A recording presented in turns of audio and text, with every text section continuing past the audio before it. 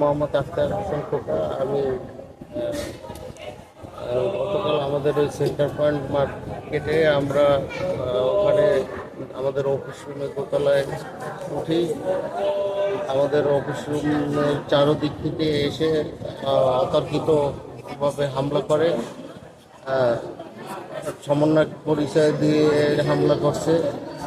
এখানে রাসেল, সজীব এছাড়াও 50-60 জন লোক এসে আমার পা হাত ভেঙে দিছে।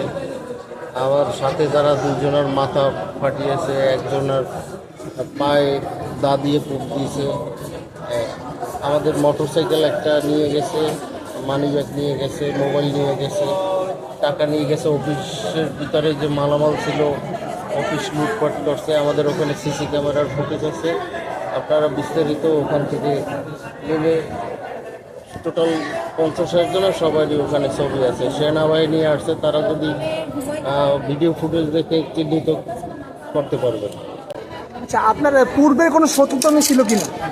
পূর্বে রাস্তা নিয়ে আমাদের ব্যক্তিগত অর্থে রাস্তাটি করা, কিন্তু হঠাৎ করে সিটি কর্পোরেশন এসে রাস্তাটি আমাদের অবহিত না করে রাস্তাটি করতে গেছে। আমরা হাইকোর্টে রিট করেছি। রিট করার পরে এসে আমাদের সমন্বয় করে রাস্তাটি করেছে, কিন্তু রাস্তার করার সময় আমাদের সাথে আশেপাশে যারা আছে ওনাদের সাথে আমাদের ওইভাবে কোনো নেই। বর্তমানে কিসের জন্য হামলা করছে আমরা আসলে জানি না। কোনো টাকা পয়সা কোনো দাবিটা ছিল কিনা? আসলে টাকা পয়সা এরা আমাদের মার্কেটের সামনে বিভিন্ন সময় দোকান বসিয়ে প্রায় এই 4-5 বছর ধরে এই গ্রুপ আইসা টাকা নিয়ে যায়। সমন্বয়ক যে দাবি করছে তার নাম কি আপনারা জানতে পারছেন? সমন্বয়ক ওর বাসা, ওর নাম হলো শাওন, বিএম কলেজে পড়ে। আমাকে যেটা বলছে, সাথে 2 জন আসছে, সেনাবাহিনীর কার্ড বের করছে। আসলে যে 2 জন সেনাবাহিনীর কার্ড বের করছে, 2 জনও আমাকে আতক দিয়ে এবং দা দিয়ে কূপ দিতে চাইছে, লাগে নাই। কিন্তু সেনাবাহিনীর লোক তো ওদের সাথে অতর্কিত হামলা করতে পারে, কিন্তু কার্ড ওখানে শো করছে।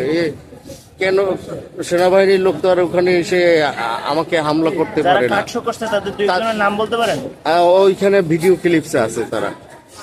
ছাদে যে আমাদের ক্যামেরা আছে, ও ক্যামেরায় দেখতে পারবেন যে ওইখানে যখন কার্ড শো করছে যে আমরা সেনাবাহিনীর লোক, ওইটার সিনারি ওখানে আছে। ঠিক আছে।